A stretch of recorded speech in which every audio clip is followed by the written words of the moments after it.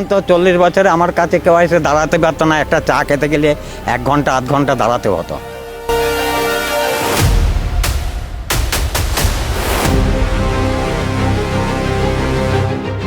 তাই এটা খুললে আমাদের এখানকার সাধারণ মানুষের অনেক উপকার হয়।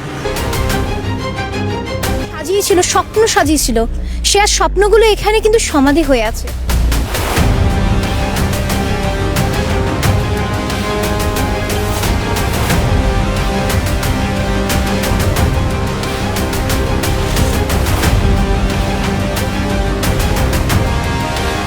যারা বাইরে থাকে অন্য বিভিন্ন জায়গায় তারা সব দেখতে আসে, কান্নাকাটি করে।